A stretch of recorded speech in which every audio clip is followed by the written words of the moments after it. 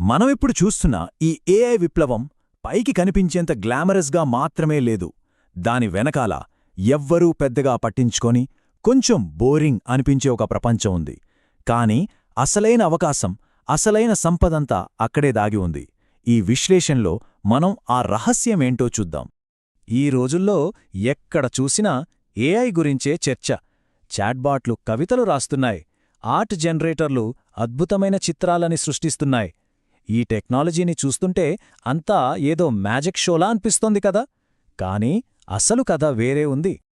తెలివైన పెట్టుబడిదారులు ఎప్పుడూ మ్యాజిక్ని చూసి మోసపోరు, వాళ్లు వాస్తవికతను కొంటారు. సో ఈ ఏఐ విప్లవం వెనకాల ఉన్న అసలైన భౌతిక వాస్తవాలేంటో మనమిప్పుడు పరిశీలిద్దాం. సరే, మొదటి భాగం ఏఐ మ్యాజిక్ షో. అందర్నీ ఇంతలా ఆకట్టుకుంటున్న ఈ ఏఐ సాఫ్ట్వేర్ ప్రపంచంలోకి ఒకసారి అలా తొంగి చూద్దాం. ఇక్కడే అసలు విషయం ఉంది. ఒక పక్క చూస్తే ఏఐ ఆర్ట్, చాట్బాట్లు అబ్బో భలే మెరిసిపోతున్నాయి. కానీ ఇంకో పక్క దాన్ని నడపాలంటే ఏం కావాలి? Current, concrete, cooling systems. వినడానికే కొంచెం బోరింగ్గా ఉంది కదా. ఈ రెండింటి మధ్య ఉన్న తేడానే మనం ఇప్పుడు లోతుగా చూడబోతున్నాం. ఇక రెండో భాగానికి వచ్చేద్దాం, ఏఐ యొక్క భౌతిక వాస్తవికత. సరే, ఇక మ్యాజిక్ షోను కాసేపు పక్కన పెట్టి తెర వెనకాల అసలేం జరుగుతుందో చూసేద్దాం. ఈ ఏఐ మ్యాజిక్ అంతా ఉచితంగా ఏమీ రావడం లేదు. దీని వెనుక మనం ఎంత భారీ మూల్యం చెల్లిస్తున్నామో ఒక్కసారి ఆలోచించాలి. అసలు దీనికి మనం చెల్లించే వెల ఎంత? ఇది చూడండి, మనం మామూలుగా చేసే ఒక గూగుల్ సెర్చ్ కన్నా ఒకే ఒక్క ఏఐ సెర్చ్ 10 రెట్లు ఎక్కువ కరెంటు వాడుకుంటోంది. Just 10 times. ఇప్పటికే పవర్ గ్రిడ్స్ మీద విపరీతమైన భారం ఉన్న ఈ ప్రపంచంలో ఇది ఊహించని డిమాండ్ పెరుగుదల. అందుకే ఇక్కడ మనం గుర్తుపెట్టుకోవాల్సిన కీలకమైన విషయమేంటంటే, ఏఐ అనేది కేవలం కంప్యూటర్ స్క్రీన్ మీద కనిపించే సాఫ్ట్వేర్ కాదు. అది ఒక భౌతిక రాక్షసుడు. దానికి అపారమైన శక్తి, చాలా పెద్ద స్థలం, ఇంకా నిరంతరాయమైన కూలింగ్ అవసరం.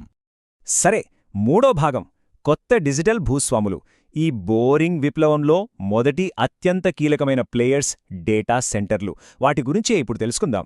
ఈ డిజిటల్ యుగంలో ప్రైమ్ రియల్ ఎస్టేట్ అనే మాటకు అర్థమే మారిపోయింది. ఒకప్పుడు సిటీ మధ్యలో ఖరీదైన షాపుంటే గొప్ప. కాని ఈరోజు అత్యంత విలువైన ఆస్తి ఏదంటే ఎక్కడో ఊరి చివరన కిటికీలు కూడా లేని ఒక కాంక్రీట్ బిల్డింగు. దానికి మాత్రం ఫుల్ స్పీడ్ ఇంటర్నెట్ కనెక్షన్, ఇంకా ఒక పవర్ఫుల్ కూలింగ్ సిస్టమ్ ఉండాలి. ఈ డేటా సెంటర్ల ఓనర్లనే మనం డిజిటల్ భూస్వాములు అని పిలవచ్చు. సింపుల్గా చెప్పాలంటే ఏఐ కంపెనీలకి కావలసిన భౌతిక స్థలాన్ని, కరెంట్ని, కనెక్టివిటీని అద్దెకిచ్చేవాళ్లు వీళ్లే. ఈ డేటా సెంటర్ బిజినెస్ ఎందుకంత స్థిరంగా ఉంటుందంటే దానికి ఒక బలమైన ఆర్థిక కవచముంది. ఒక్కసారి ఒక ఏఐ కంపెనీ డేటా సెంటర్కి అద్దెకి వచ్చిందంటే మళ్లీ అక్కడ్నించి మారడం చాలా చాలా కష్టం. ఆలోచించండి, 10,000 జీపీయూలను, సర్వర్లను ప్యాక్ చేసి ఇంకో చోటికి మార్చడమంటే మాటలా? దానికయ్యే ఖర్చు, శ్రమ మామూలుగా ఉండదు. సో ఆ అద్దెకి వచ్చినవాళ్లు దాదాపుగా ఆ డేటా సెంటర్తో పెళ్లి చేసుకున్నట్టే లెక్క. ఇక నాల్గో భాగం దాచిన టోల్ బ్రిడ్జ్లు.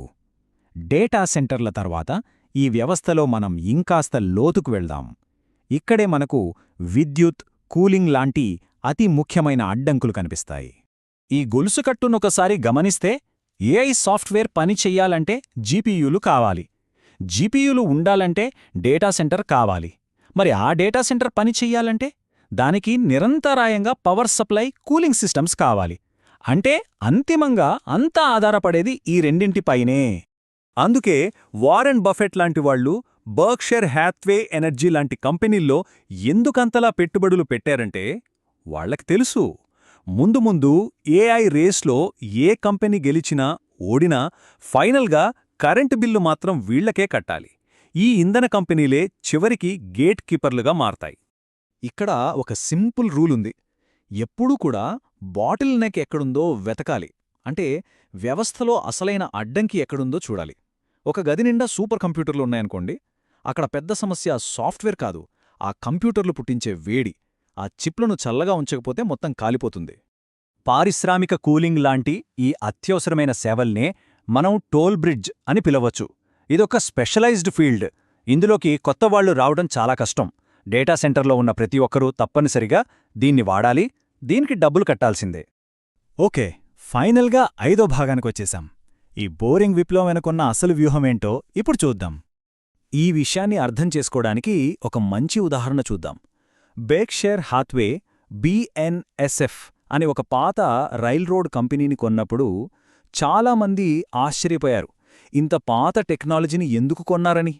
కానీ బఫెట్ ఆలోచన చాలా సింపుల్.